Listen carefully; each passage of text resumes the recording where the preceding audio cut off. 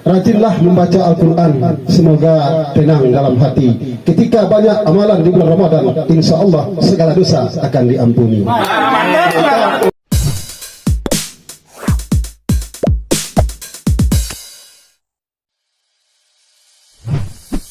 Assalamualaikum warahmatullahi wabarakatuh. Waalaikumsalam warahmatullahi wabarakatuh.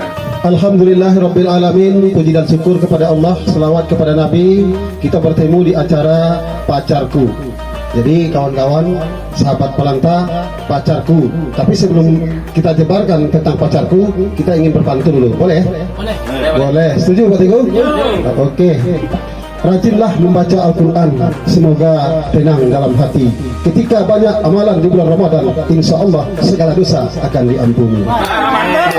Oke, baik sahabat Pelanta, kali ini kita berbicara tentang pacarku.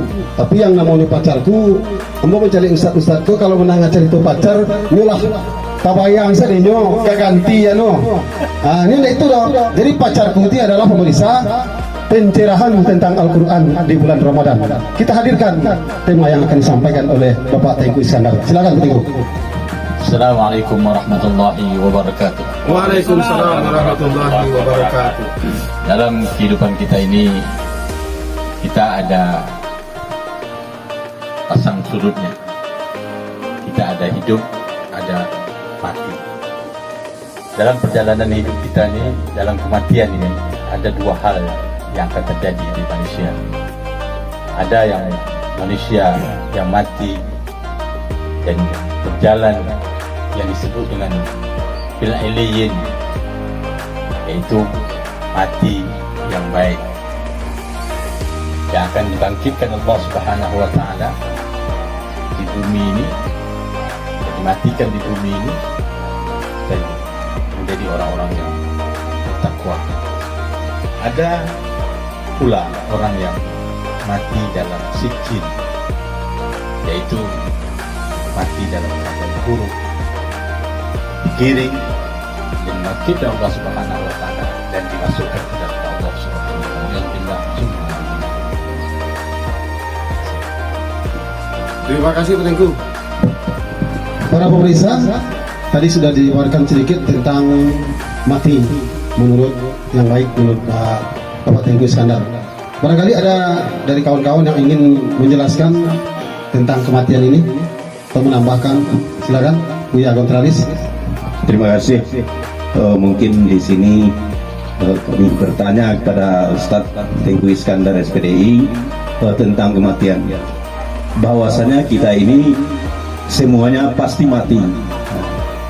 Jadi yang menjadi pertanyaan kita adalah bagaimana kita bisa menjadi ketika akhir hayat kita itu husnul khatimah, mati dalam keadaan baik. Mungkin seperti itu yang dijelaskan oleh Pak Tengku tadi. Tentunya kita meminta kepada Pak Tengku bisa menjelaskan bagaimana bisa kita menjadi orang yang mati dalam keadaan baik atau mati yang illiyin tadi Pak. Mungkin itu pertanyaanku. Langkah-langkah untuk mendapatkan husnul khatimah. Oke, silakan Pak Tengku. Keadaan yang kita inginkan adalah husnul khatimah.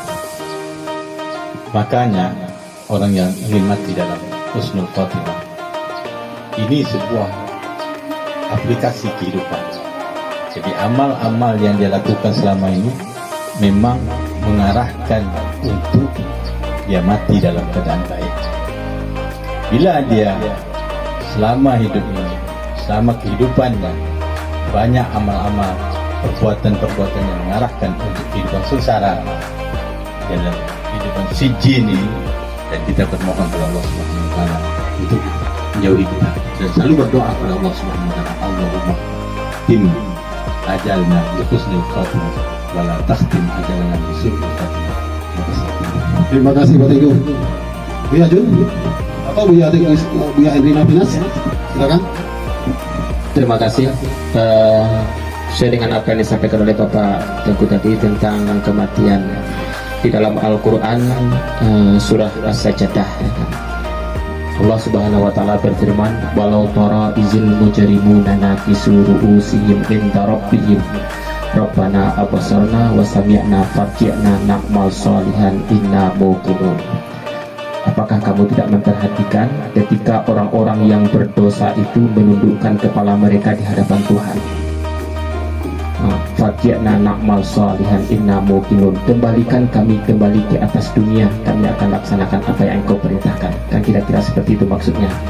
Jadi berdasarkan ayat ini mohon penjelasan dari Bapak Tengku, kira-kira dikabulkan tidak permohonan kita itu, orang-orang yang menundukkan kepala mereka setelah dia itu dikuburkan, setelah dia itu mati, permohonannya kepada Allah dikabulkan tidak untuk kembali ke atas dunia ini? Terima kasih. Assalamualaikum warahmatullahi wabarakatuh. Terima kasih, pertanyaan yang sangat bagus sekali. Jadi permohonan manusia setelah dia mati tentu tidak akan berlaku lagi. Ya, disebutkan dalam ayat lain bahwa manusia ini ketika dia melihat fenomenanya bahwa seluruh makhluk ini dibalas oleh Allah Subhanahu wa taala, kezaliman yang dia lakukan dibalas oleh Allah, sampai binatang-binatang pun dibalas oleh Allah Subhanahu wa taala.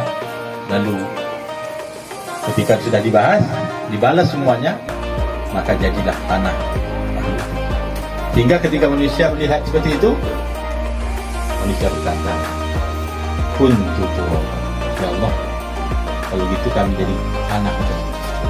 Tidak bisa, karena itu balasan Allah Subhanahu wa taala kepada kita manusia berbeda dengan makhluk yang bentuk binatang dan balasan dari Allah Subhanahu wa taala. Terima kasih Pak Teguh, luar biasa pencerahannya pada siang hari ini. Baik pemirsa, pacarku tadi sudah dijabarkan panjang lebar. Marilah kita senantiasa melaksanakan ibadah puasa. Mudah-mudahan puasa kita diterima oleh Allah Subhanahu wa taala. Berpuasa di bulan Ramadan adalah ajang sucikan diri. Mohon maaf kami ucapkan, mudah-mudahan kita bisa bertemu kembali. Assalamualaikum warahmatullahi wabarakatuh. Waalaikumsalam warahmatullahi wabarakatuh.